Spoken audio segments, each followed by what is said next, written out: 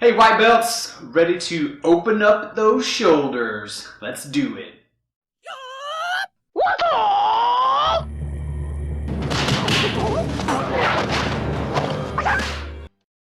You can take a lacrosse ball, tennis ball, or massage ball and put it at the base of the skull. We're going to work the suboccipital area.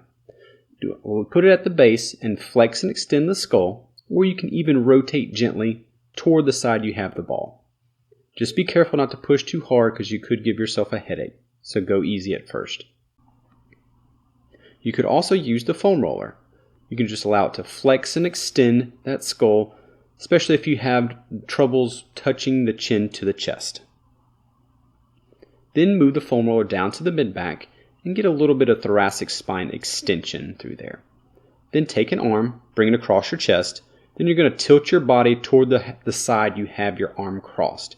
We're going to work the rhomboids in those rib cage area. If your neck is getting tired, then support it with the hand that you had crossing the chest. You can also go slow, find a spot, and do the pin and stretch technique. Move that arm, try to dig that trigger point out of there. Then keep on rolling to your side.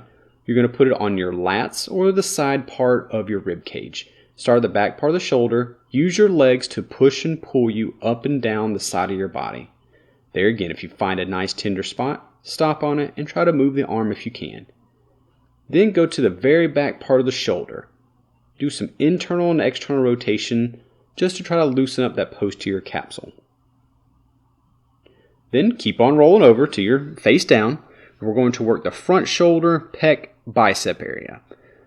Try to prop yourself up with the other arm so most of the weight's leaning on the arm you're having touch the foam roller, and just work from the shoulder down into the bicep. Now if you really want to get into the front part of the shoulder, bring that arm on the small of your back and just gently roll the front part of the shoulder area. And this can be pretty tender, so be careful. If you really want to dig into the back part of the shoulder, get that capsule if you're having problems with your shoulder mobility, take that lacrosse ball and put it in the back part of the shoulder and internally and externally rotate. This is called the sleeper stretch. If you want to add a little bit of extra rotation and movement, do some P and F stretching, where it's push, relax, push, relax. You don't have to go too hard, just enough to activate the muscle and to get a deeper range of motion. Now for the stretching. Have a seat. I want you to open up the chest and then relax it. Squeeze those shoulder blades together and relax. Make sure you keep your head in a nice neutral position. If you want to add an extra stretch, pick your butt up off the ground. If this is starting to hurt your elbows and forearms, all you're going to do is take the tension off of it and do the same movement. And then whenever you bring your hips to the top, bring your butt towards your feet to get an extra extension in the shoulder. Take your time with this one. There again, if this is too much, do it in phases. Next is the activation. Bring the shoulders back and down, chin tuck, head and back, and then just extend the elbows.